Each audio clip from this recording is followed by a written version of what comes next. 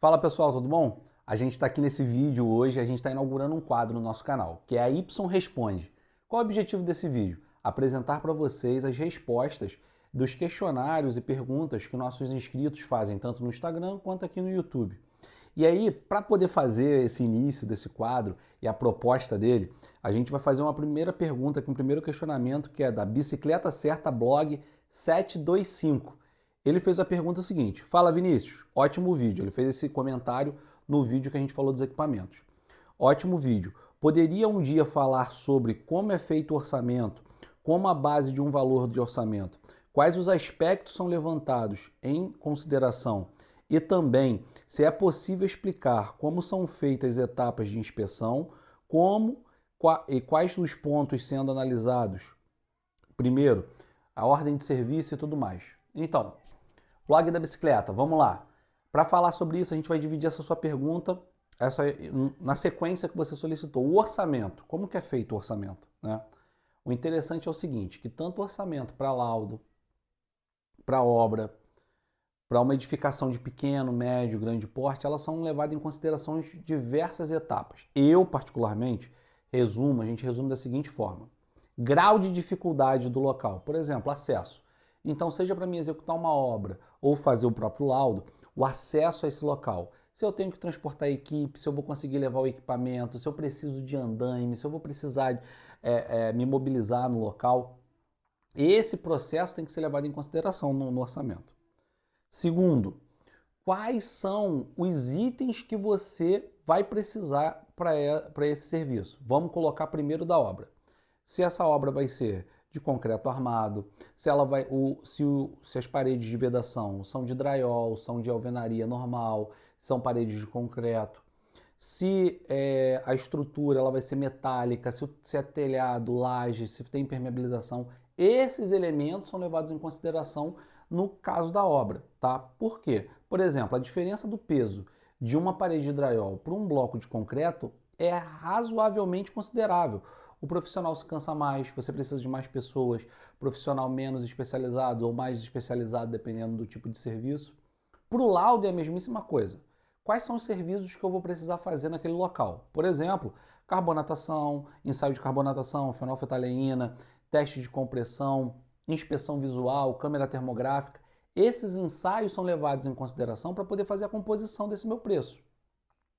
A última coisa que eu gosto de considerar é o nível de acabamento e de qualidade. Isso também serve tanto para as obras quanto para os laudos. Vamos lá. Qual é o nível de acabamento, de revestimento que você quer numa obra, por exemplo?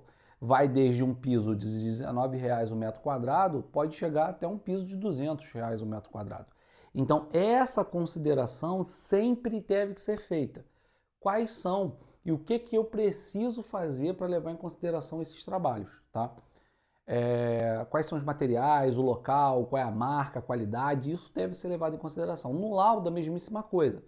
Os laudos, eles são divididos em algumas etapas. Uma inspeção visual é um laudo mais simples. Não, Vinícius, eu só quero que você veja a minha obra e faça alguns comentários. Então, é um laudo basicamente de inspeção visual, onde eu posso fazer comentário sobre a qualidade, os aspectos gerais da obra. Não, Vinícius, eu quero uma autovistoria. Já é um laudo mais complexo. Não, Vinícius, eu quero uma consultoria. Eu quero entender globalmente a minha estrutura, todos os parâmetros, as fontes, como que funciona, se está certo, se está errado, o procedimento. Então, a cada uma dessas etapas, o meu orçamento vai aumentando. Mas basicamente a gente divide nessas três. Acesso do local, seja transporte, movimentação, a utilização a como vai fazer o serviço no local, os itens que você está levando em consideração, sejam os materiais, os serviços, para o laudo, quais são os ensaios, os procedimentos que você vai atuar, né? E a terceira etapa é a qualidade, né? No caso do trabalho da obra, qual é o nível de acabamento do material e no caso do laudo, qual é o nível da inspeção dos procedimentos que você vai fazer, tá bom? A outra parte que você me solicitou aqui na pergunta é para falar o que eu levo em consideração no meu laudo de inspeção e quais são as etapas, como que é dividido. Então vamos levar em consideração um laudo mediano. O que é um laudo mediano? Um laudo de autovistoria. Ele tem médio grau de inspeção. Por quê? Porque o laudo de inspeção visual, basicamente, é aquilo que está aos meus olhos.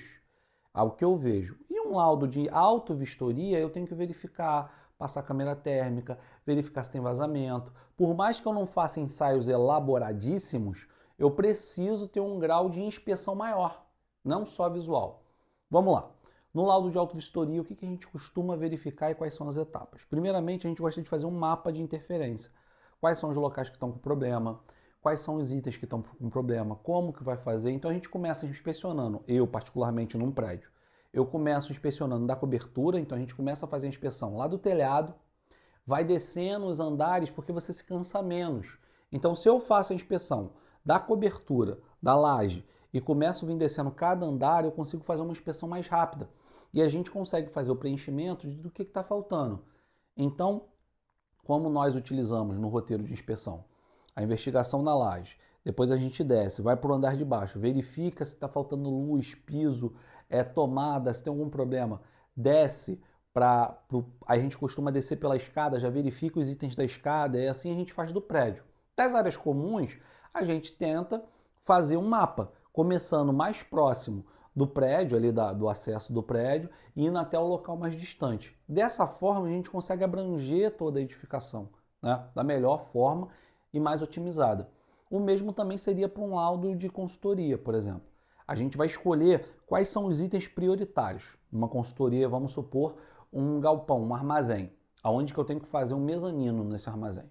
Então eu vou verificar, inspecionar os pilares, aonde eu vou ter que fazer esse mezanino, as vigas, a laje, o carregamento, se tem alguma fissura. Então eu faço um mapa, um roteiro nesse local para depois fazer no restante da edificação. Então quando a gente vai fazer um laudo, a gente normalmente traça um plano. Se for um prédio, a gente começa de cima para baixo. Para mim funciona melhor, nada contra outros profissionais que vão lá no subsolo e vão subindo andar por andar. Eu acho mais otimizado você começar de cima e vir descendo andar por andar até chegar no térreo.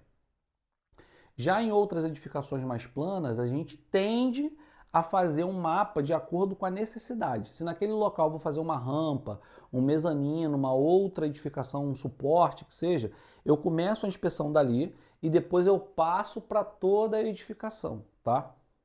Então, aproveitando, dando continuidade a esse quadro, a partir de agora vamos tentar fazer todas as sextas-feiras a Y Responde.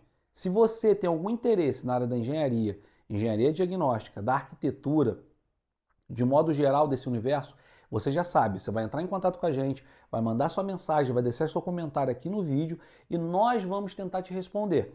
Esse é o primeiro vídeo, então nos próximos a gente vai tentar responder de 3 a 4 perguntas por vídeo para ficar mais dinâmico, mais interativo. E eu estou convidando vocês para tirar todas as suas dúvidas com a gente e manter essa proximidade. E você já sabe, meu nome é Vinícius Oliveira de Araújo, eu sou engenheiro civil, especialista nas patologias da construção, seu engenheiro especialista. Aproveitando, hein, já sabe, tem que se inscrever, tem que curtir, comentar para dar engajamento e a gente continuar fazendo bons vídeos, melhorando o nosso processo de vídeo.